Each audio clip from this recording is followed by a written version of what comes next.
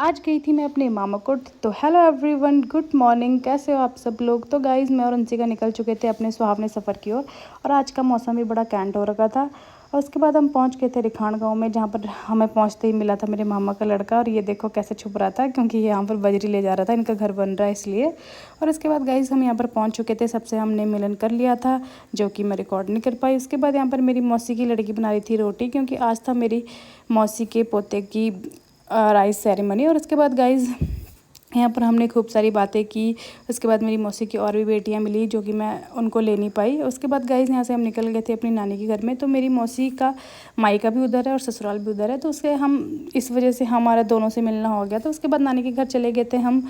और ये देखो थोड़ा सा मैंने अंशिका को बोला मेरे को शूट कर ले। और इसके बाद गाइज़ हम निकल गए थे नानी का घर। और नानी के घर की बचपन की यादें बड़ी कैंट होती है। और यहीं से मैंने अपनी नानी की आवाज़ सुन ली थी। और मेरी नानी बाहर ही खड़ी हो रखी थी, क्योंकि मेरी नानी को पता था कि हम आ रहे हैं, इस वजह से। और ये रही गाइज़ मेरी नानी।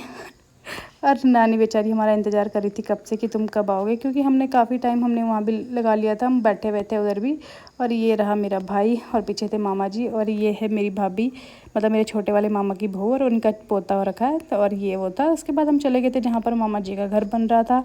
और घर थोड़ा ऊपर बन रहा था, मैं तो थक भी गई थी। और बहुत अच्छा घर बन रहा है यहाँ पर मेरे मामा जी का, जो कि जहाँ उनका पहले वाला पुराने वाला घर है उनसे थोड़ा ऊपर को है, लेकिन बहुत सुंदर बन रहा था। ये मैं देख रही थी उनके घर का। और उनके 2 लड़के, तो उन्होंने उस हिसाब से अपना घर उस तरीके से बना रखा था। उसके बाद हम निकल गए थे अपनी नानी के घर से माँ यहाँ पर भाभी को बाय बाय करते हुए, उनके बेटे को भी। और नानी भी चल रही थी हमारे साथ, क्योंकि आज उनको भी जाना था उधर फंक्शन में। तो नानी ने खाना नहीं खा रखा था, तो नानी भी चल रही थी हमारे साथ। यहाँ पर देखो मेरी मौसी की लड़कियाँ, ये है 3रे नंबर वाली, सबसे छोटी वाली। तो हम यहाँ पर गप्पे लड़ा रहे थे।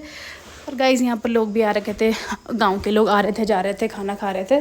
और यहाँ पर देखो हमारा जाने का टाइम भी हो चुका था।